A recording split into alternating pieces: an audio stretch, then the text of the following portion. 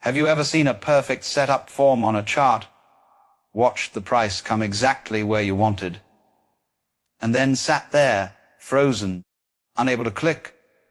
You knew the entry. You'd planned it for hours. The structure was textbook. But something in you wouldn't let you take the trade. So you watched it move without you.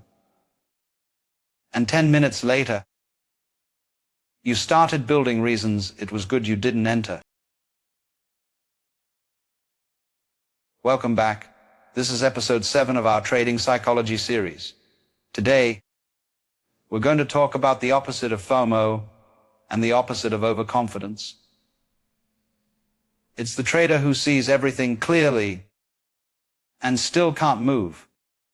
It's called analysis paralysis, and it's one of the quietest career killers in trading because it doesn't blow up an account. It just stops the account from ever growing. Quick explanation. For anyone hearing this term for the first time, analysis paralysis happens when so much thinking accumulates around a decision that the decision never gets made. In trading, it shows up as a specific pattern. You see a setup, you start looking at it more closely. Then you check a higher time frame, then a lower one, then volume, then funding rate, then social sentiment, then on-chain data. Each check adds information. Each check also adds delay. By the time you've finished analyzing, the setup is over. The market doesn't wait for your verification, so you missed it. And you tell yourself you were being careful. But careful and frozen are not the same thing. Let's start with what's actually happening underneath. Most traders think paralysis is about lack of information. It isn't. It's about lack of tolerance for uncertainty. Every trade is uncertain by definition. You don't know what the market will do next. You're playing probabilities, not certainties. The trader who tolerates uncertainty can click buy with 65% conviction. The trader who can't tolerate uncertainty waits for 95% conviction. But 95% conviction doesn't exist in trading. Not for any setup, not for any trader. By the time you feel that certain, the move has already happened. So the paralyzed trader is always too late or never in at all. The discomfort they're avoiding is the feeling of being wrong. They'd rather miss a winning trade than take a losing one. That preference is the entire mechanism. Now let's talk about the neuroscience. There's a specific reason analysis paralysis happens. When you take a trade, two outcomes are possible. Win or lose. If you win, the feeling is mild, small dopamine spike, ego validation, account up. If you lose, the feeling is severe, pain, doubt, ego damage, account down. We covered this asymmetry in earlier episodes. Loss aversion. Twice as painful to lose as it feels good to win. In analysis paralysis, this asymmetry takes a specific form. Your brain runs a forecast. If I take this trade and lose, how bad will it feel? The answer is very bad. So your brain calculates that now taking the trade has a guaranteed neutral outcome, and the trade has a possibility of severe pain. Neutral is better than severe pain on average. So you don't click. This calculation is wrong on the math, because not clicking has a hidden cost. The missed gain, the missed reps, the missed compounding. But your brain doesn't compute hidden costs. It only computes felt costs. The trade that would have won feels neutral if you didn't take it. The trade that would have lost feels devastating. So paralysis becomes the default. There's a second mechanism worth knowing, decision fatigue. Every micro check you do, RSI, volume, MACD, structure, funding, costs cognitive energy. By the 10th check, your decision-making muscle is exhausted. then the ESA's decision is to do nothing. This is why the more research you do before clicking, the less likely you are to click. The research isn't sharpening your edge. It's draining the energy you need to execute the edge. Pros know this. They limit pre-trade research deliberately. A pro's setup criteria might be 6 items, not 60. If those 6 are met, they execute. The 7th, 8th, 9th check is treated as noise, not signal. The paralyzed trader thinks more checks make safer trades. They make EVY trades smaller, slower, and rarer, but not safer. The data is brutal. Over-researched trades don't have higher win rates than well-defined ones. They just take longer to enter. There's an identity component here too. The paralyzed trader often has a specific self-image. I'm a careful trader. I do my homework. I don't just click without thinking. These statements sound responsible. They feel disciplined. But they're sometimes also masks for fear. The trader who says, "I'm being careful," might really be saying, "I'm afraid to be wrong." The difference matters because they have opposite cures. If you're being too aggressive, the cure is more research, more rules, more discipline. If you're being too cautious, the cure is fewer rules, more action, less internal verification. The same advice given to 2 different traders can be the OPPOCIT of helpful. Most trading content is aimed at the aggressive trader, so the cautious trader, who needs the opposite advice, ends up paralyzed by reading. Be more disciplined. Articles? You can be too disciplined. You can have too many rules. When your rules prevent you from ever acting, they aren't rules. They're armor against fear. Let me describe 3 specific patterns of paralysis. The first pattern, indicator stacking. You have 1 or 2 indicators that you trust. They give you a setup. But before clicking, you add a 3rd indicator, then a 4th. Each new indicator must also confirm. The problem is, indicators rarely all agree. RSI says oversold, MACD says bearish, volume says nothing. By requiring full agreement, you've made the setup essentially impossible to find. You're not waiting for a high probability trade. You're waiting for an impossibility. The pro uses fewer indicators, weighted by their actual signal quality. They accept that disagreement is normal. The paralyzed trader stacks indicators until disagreement is the default, then waits forever for clarity that never comes. The second pattern, time frame jumping. You see a setup on the 4-hour chart. Before clicking, you check the daily. Looks shaky on the daily. You check the weekly. The weekly is bullish, but slowly. You check the 15-minute. The 15-minute is going against you in the moment. Now you have 4 conflicting signals. Which one matters? The answer your strategies COLD have already defined. But the paralyzed trader doesn't enforce the answer in real time. They keep checking other timeframes for context. That context is just more decision fatigue.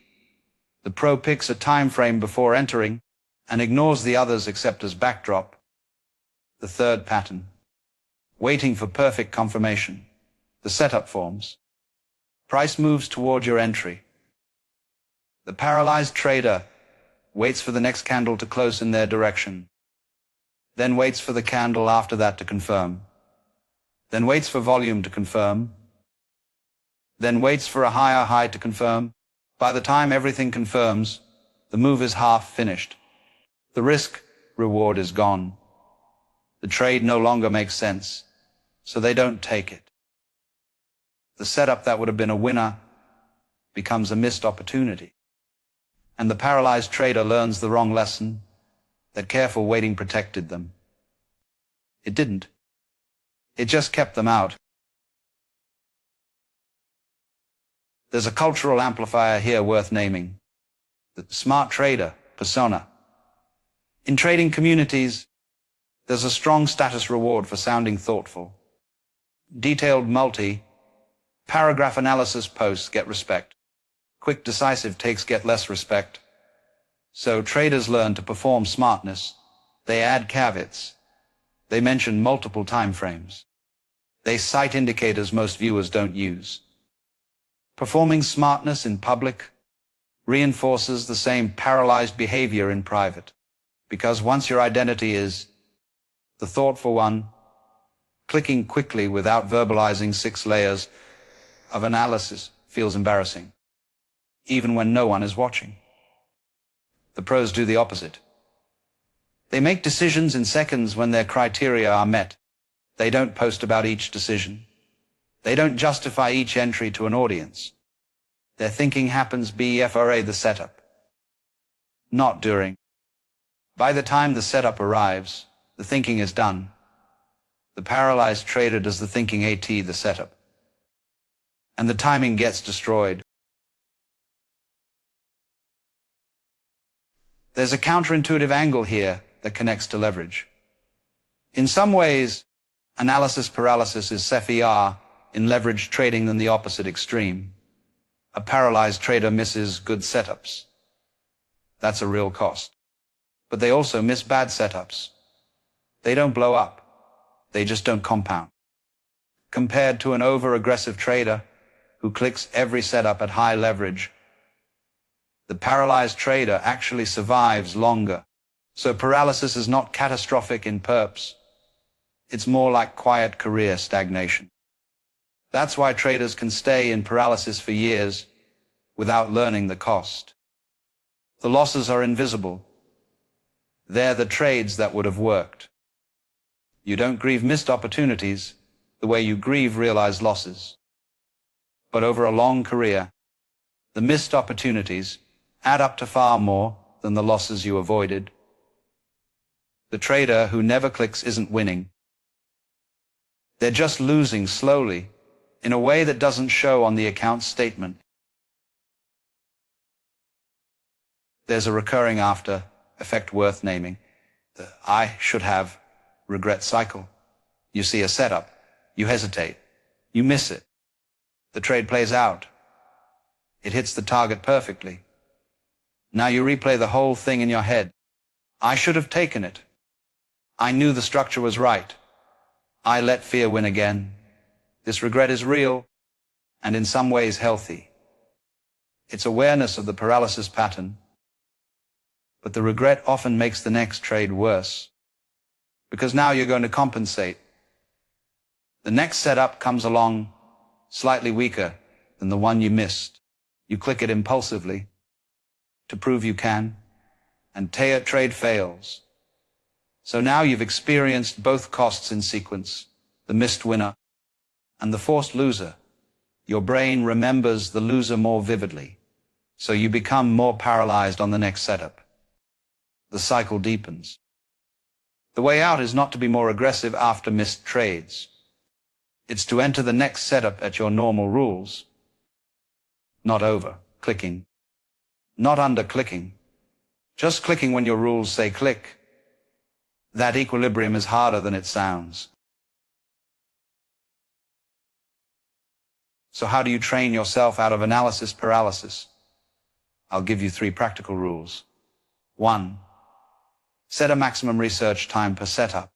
When a setup forms, give yourself a fixed window, 5 minutes, or 10. Use those minutes to check your usual criteria. When the timer runs out, decide. Trade or no trade. No more, 1 more check. This sounds restrictive. It's exactly the point. A time limit forces a decision. The decision might be wrong sometimes. But not deciding is also wrong, usually more often. 2. Pre-commit on the setup, not the entry. When you decide a setup type is valid for you, commit in advance. If a clean falling wedge forms on the 4-hour with declining volume, you'll trade it. Period. The trade is decided before you see the next instance. When the instance arrives, you're not deciding. You're executing. This shifts cognitive work from real time to advanced time. Real-time decision-making is where paralysis lies. Advanced commitment kills it. 3. Use partial entry sizing. For traders who can't pull the trigger at full size, start with quarter size. A quarter size position takes less psychological weight to enter. You won't analyze it as long. You won't second guess it as much. If the trade works, you can add. If it doesn't, you took a much smaller hit. The point isn't the size. It's breaking the all or nothing decision into smaller, easier decisions. Most paralyzed traders are paralyzed by the size of the commitment more than the trade itself. Smaller commitment, faster decisions. To more reps, better trader over time. There's a flip side worth knowing. Professional traders look very different at the moment of entry. A pro who's been monitoring a setup for 2 hours, when the trigger fires, takes the trade in seconds. Not because they're impulsive, because the analysis was done during the build-up. The trigger isn't a moment to verify. It's a moment to execute. They've internalized one truth that paralyzed traders haven't. The market doesn't reward verification. It rewards execution at the right moment. Verification at the moment is the wrong moment. If you're verifying when the trigger fires, your analysis was done at the wrong time. Move it earlier, or move it later, but not at the trigger. That shift in W you think, not how much, is what separates the trader who executes from the trader who freezes. So to summarize today's episode, analysis paralysis is the quietest career killer in trading. It's driven by intolerance for uncertainty, decision fatigue, and an identity that wants to be careful at all costs. It shows up as indicator stacking, timeframe jumping, and waiting for perfect confirmation that never comes. It's reinforced culturally by the smart trader persona that rewards visible thoughtfulness. In leveraged trading, it's not catastrophic, it's slowly catastrophic. The missed gains add up over years. The 3 practical rules: set a max research time, pre-commit on setup types in advance, and use partial entries to break the all or nothing decision. Underneath all of it is the realization that verification at the moment of execution is the wrong place for verification. Move the thinking earlier. Make the click smaller. Trust the process you already built. In the next episode, we're going to talk about an emotion that destroys trading from outside the trade itself. The comparison trap. The moment you check Twitter, see a trader who's up 50% on the year, and feel like your steady 5% isn't enough anymore. We'll break down why comparing your account to other people's account turns sustainable strategies into reckless ones, and what professionals do to stay locked into their own benchmarks. Appreciate you all for listening. If you enjoyed this episode, make sure to subscribe and share it with someone who keeps watching setups go by without clicking. And I'll see you guys in episode 8. Start trading now on Mosey Finance. Trade perps everywhere with one dashboard. Link in bio.